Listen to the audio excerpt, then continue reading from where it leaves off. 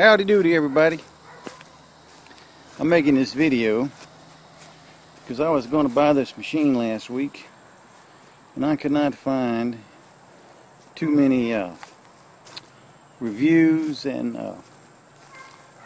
people talking about this particular machine. This is the Husqvarna MZ5225. It's got the Kohler engine. I think they call it the Kohler Commander. Now that engine, for some reason, a lot of people don't like. I think they've had problems with it and I'm not sure what they were. But so far the engine I'm happy with. I've only cut my yard one time. You can see it's a sizable yard. There's another piece on the other side about the same size as this one. And I cut a large parcel of ground in the back, probably about 3.5–4 acres. But I wanted to share some thoughts about this mower. Now, one of the problems that I came up with this lawnmower doesn't have anything to do with Husqvarna, or it may. I'm really not sure. But when I got this mower delivered, and they had ran it at the family-run business where I bought it from, they had already ran it for, I don't know, maybe 10–15 minutes to try everything out. This reservoir was empty.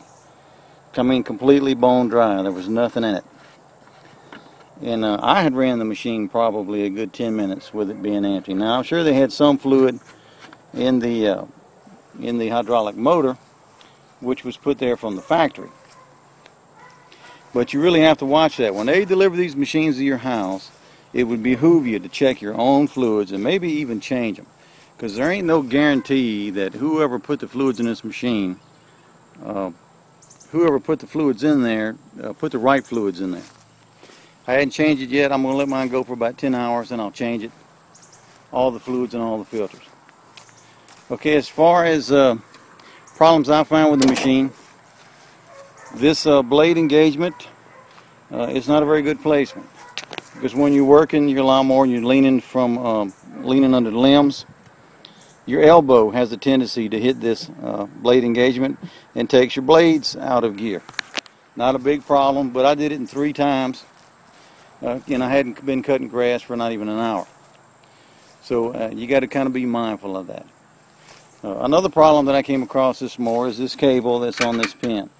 Now this machine is designed where you push this pedal down and it will raise the cutter, which I like that idea, because if you're cutting over a stump, as you can see I got a lot of live oak tree stumps and things, you can just hit that with your foot and raise the cutter up and keep going, never have to stop.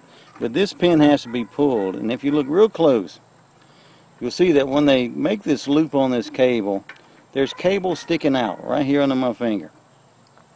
And that thing has stuck me several times, and it's a pain. So I'm going to have to revamp this cable and put me either a chain or cut that cable so close down there that it can't stick me. So that was an aggravation. Also, when you cut with this machine in lower RPMs, which they don't advise, they tell you that it'll foul out a plug, which is bullcrap.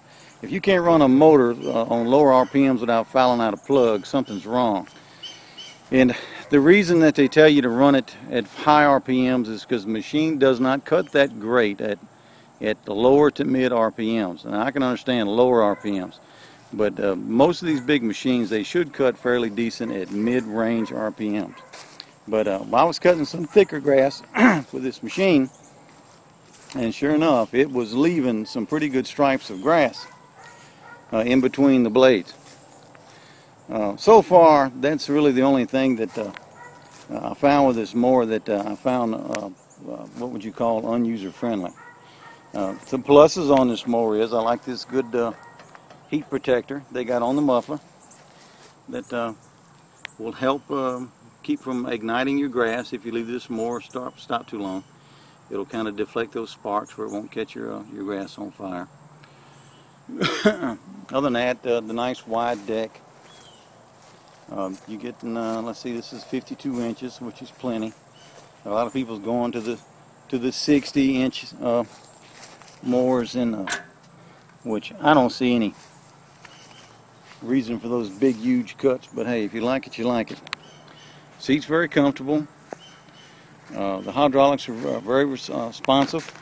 Now, I have come across a few reviews where people were saying they were having different problems with motor issues, and any mower is going to have that. But the thing that distressed me a little bit was Husqvarna seems to have a bad habit about leaving you out in the cold. If you're even a day out of warranty, they will not stand behind their machine. If you're out of warranty, you're out.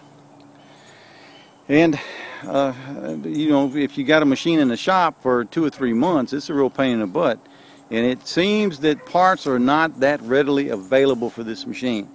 So if you got to send this machine into a shop, and this command motor, one of the problems I remember reading about was that they go to leaking at the head. Oil starts leaking out of the head for some reason. Now I'm sure that's not a bunch of motors, but it's enough that talk on the internet. People do rather the Kawasaki engine, even though it's a smaller horsepower. People do rather the smaller Kawasaki engine because it's got less problems. So one of the things I did not like seeing on the reviews on the internet was when these things go in the shop, they tend to stay in there a long time waiting on back order parts. Other than that, I've had a good time with this mower. I've cut grass with it one time. Next week will be my second cutting. Maybe I'll notice something else I like or don't like about it. I'm not sure. But there you have it so far. It's been a really nice machine. Hope you enjoyed the video. Adios.